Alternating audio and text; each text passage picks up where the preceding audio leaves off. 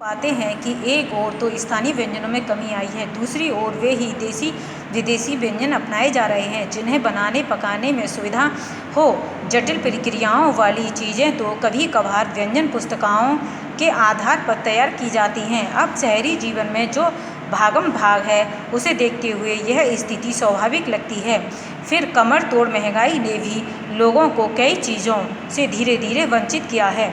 जिन व्यंजनों में बिना मेवों के स्वाद नहीं आता, उन्हें बनाने पकाने के बारे में भला कौन 4 बार नहीं सोचेगा।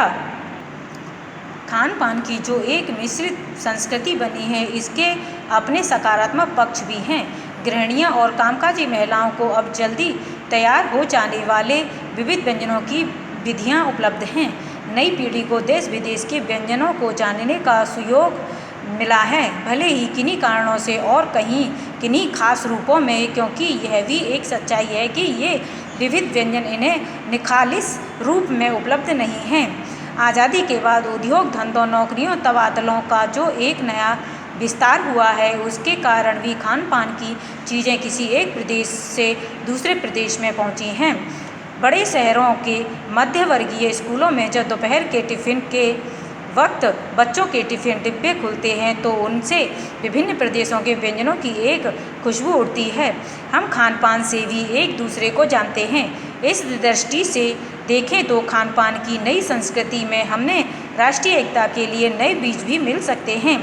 बीज भली भांति तभी अंकुरित होंगे जब हम खान पान से जुड़ी हुई दूसरी चीज़ों की ओर भी ध्यान देंगे। मसलन हम उस बोली बानी, भाषा भूषा आदि को भी किसी न किसी रूप में ज़्यादा जानेंगे जो किसी खान पान विशेष से जुड़ी हुई हैं। इसी के साथ ध्यान देने की बात यह है कि स्थानीय व्यंजनों का पुनरुद्धार भी जरूरी है, जिन्हें अब एथनिक कहकर पुकारने का चलन बढ़ा है।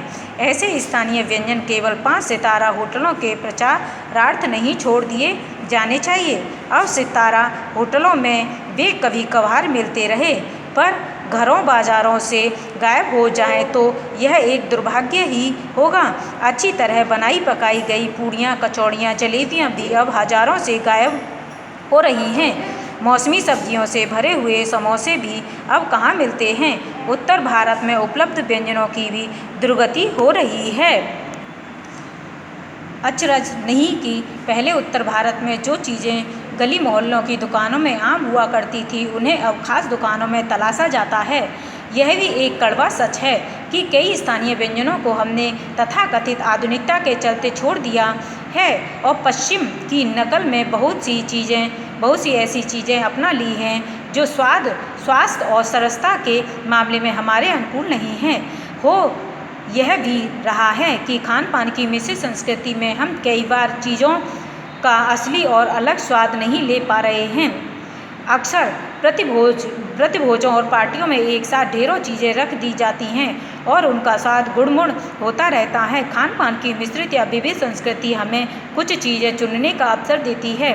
हम उसका लाभ प्राय नहीं उठा रहे हैं। हम अक्सर एक ही प्लेट में कई तरह के और कई बार तो बिल्कुल विपरीत प्रकृति वाले व्यंजन परोस लेना चाहते हैं। इसलिए खान पान की जो मिश्रित विविध संस्कृति बनी है और लग यही रहा है कि यही और अधिक विकसित होने वाली है, उसे तरह तरह से जांचते रहना चाहिए। यह पाठ के रचयिता हैं प्रिया शुक्ल। उम्मीद है आपको हमारी ये वीडियो पसंद आई होगी। नेक्स्ट वीडियो में फिर मुलाकात होगी। तब तक के लिए नमस्कार।